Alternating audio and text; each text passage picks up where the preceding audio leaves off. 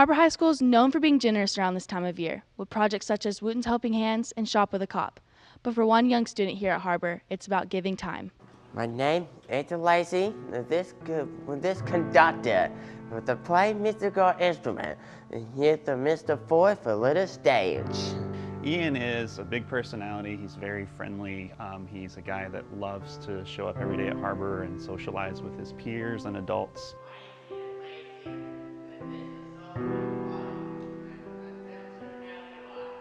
It's very beneficial for Ian because it's highly motivating for him. It's something that he's excited about, and that in turn helps him to do better in the classroom because it's something that he can look forward to.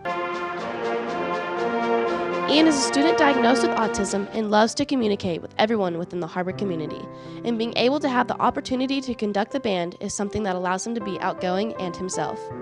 I like all the instruments. I feel happy. I feel excited. Conducting is fun. Ian is well known throughout Harbor High School and has impacted lives on a daily basis. But for one teacher, it hits a little closer to home. When I see Ian, some people may see limitations, but I see that he can communicate. I see that, he's got things that he can express that he likes and things that he can express that he dislikes. I have two of my own children are 13 years old and they're identical twins and they have autism. And so I've never been, Ian has some behaviors that are different from a lot of kids and he has some struggles and they're not unlike my boys. So, Ian and I, when he interacts with me, he I think feels like I'm not put off by him in any way. For Mr. Ford and the rest of the Harbor community, they don't see Ian as a burden, but an opportunity to change someone's life. And for Mr. Ford, there's one resounding life lesson to be learned. I think, if everybody worldwide or nationwide was willing to give a little of themselves time, not just even $5, but 5 minutes to students with disabilities, they would find that they would get more in return than they're actually giving, I think. The next time you see Ian in the hallway, be sure to say hello, because you never know how you'll shape his tomorrow. For HPWN, I'm Olivia Stumbaugh.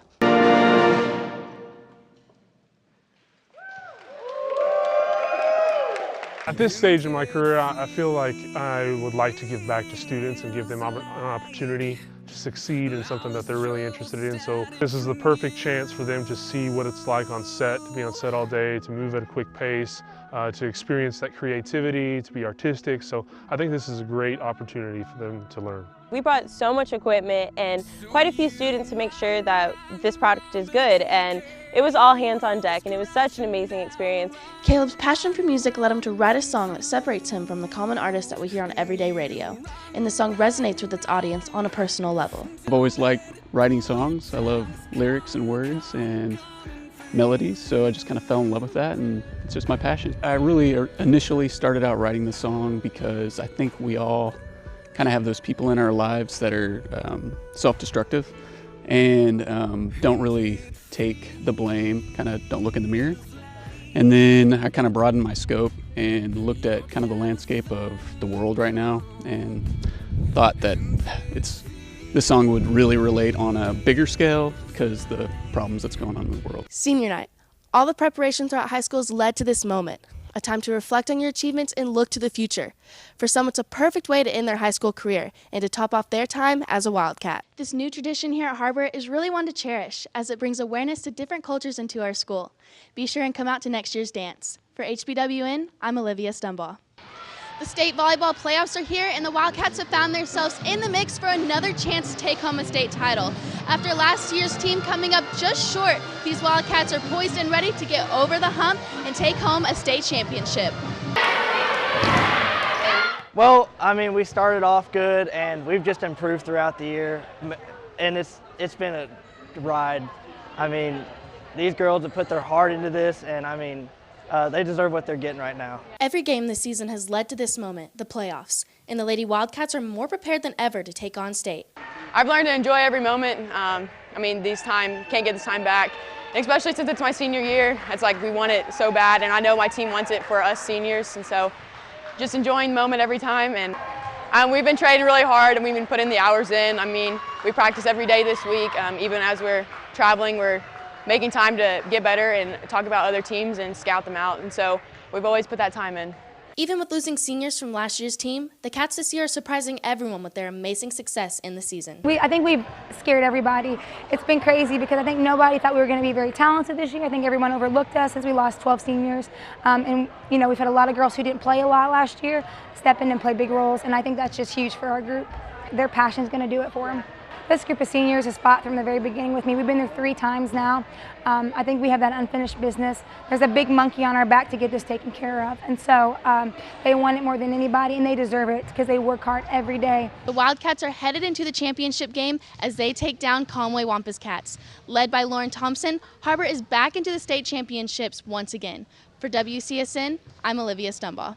For every athlete, it's the people that tell them they can't do something that motivates them to be greater than they ever could imagine.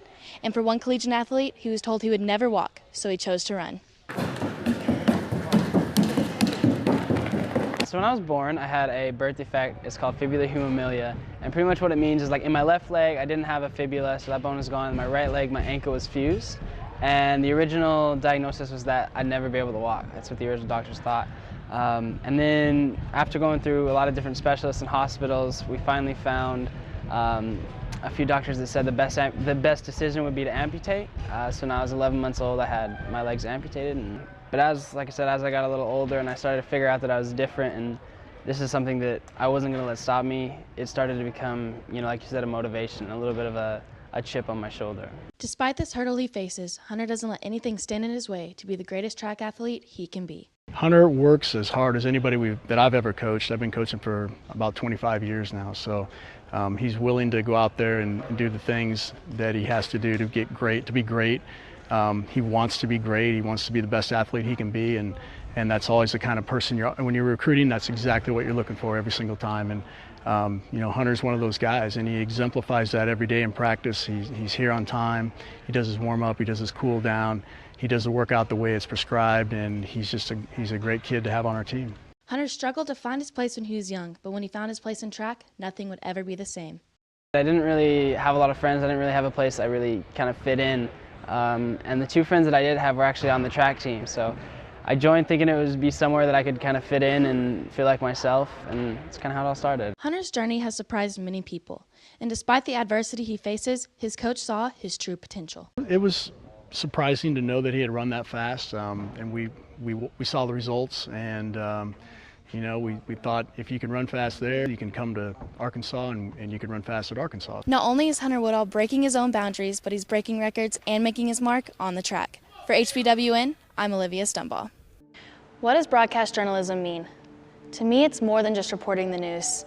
If I've learned anything these past 3 years, the journalistic experience is about revealing the untold stories of the community.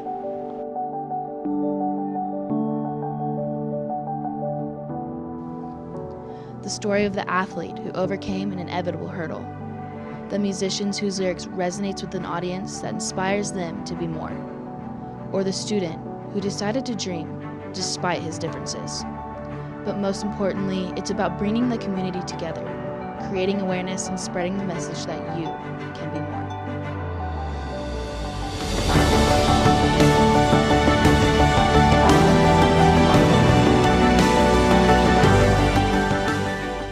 Through journalism, I have the chance to prepare for my future and make my dreams a reality. My journey in television productions has helped me to overcome obstacles and face any challenges along the way.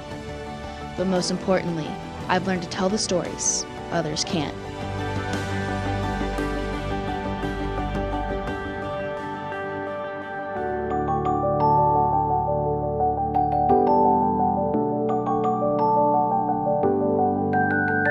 At the end of a segment, reporters sign off indicating their story's over. But my story is just beginning.